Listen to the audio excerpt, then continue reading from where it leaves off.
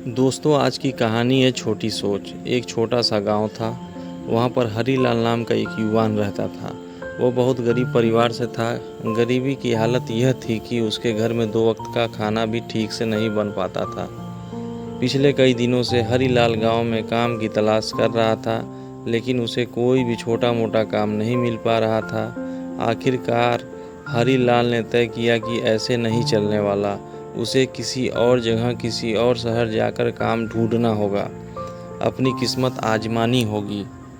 अगले ही दिन हरीलाल दूसरे शहर जाने के लिए निकल पड़ा और ट्रेन में बैठ गया। सफ़र काफ़ी लंबा था, इसलिए हरीलाल की माँ ने उसे खाने के लिए टिफ़िन में रोटियां बना कर दी थी। सब्जी बनाने के लिए न घर में कोई सामान था, न ही जेब में पैसे, इसलिए उन्होंने सिर्फ उसे रोटियां ही दी थीं। ट्रेन आगे बढ़ती रही। दोपहर का समय हुआ, खाना खाने का वक्त आया। हरीलाल ने अपना टिफ़िन खोला और वह रोटियों को कुछ इस तरह से खाने लगा कि उसके आसपास के सभी लोग उसे देखने लगे। हरीलाल पहले रोटी का एक टुकड़ा तोड़ता, उसे खाली टिफ़िन में घुमाता और फिर उसे खा लेता। उसे देख रहे कई लोगों में से एक ने हरीलाल से पूछा, अरे भाई, तुम यह क्या कर रहे हो? तुम्हारे पास सिर्फ रोटियां हैं, तो फिर तुम उन्हें खाली डिब्बे में क्यों घुमा रहे हो?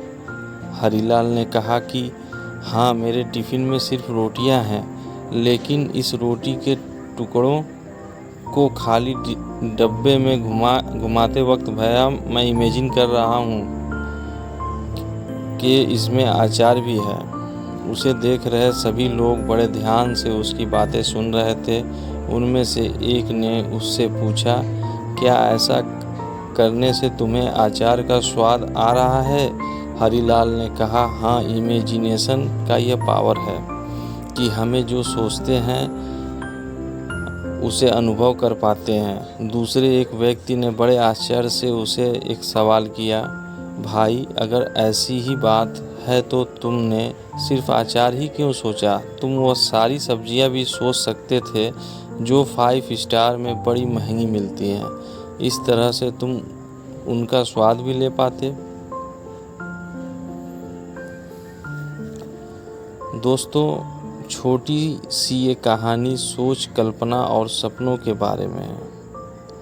कहानी हमें यह साफ साफ बता रही है कि सपने पूरे होते हैं, लेकिन बड़ा सपना सच करने के लिए बड़ा सपना देखना पड़ता है। बड़ी मंजिल तक पहुंचने के लिए पहले उस मंजिल के बारे में सोचना पड़ता है। छोटा सा लक्ष्य कभी हमें बड़ा रिजल्ट नहीं दे सकता, इसलिए हमेशा बड़ा सोचो। सपने देखने हैं तो भव्य देखो।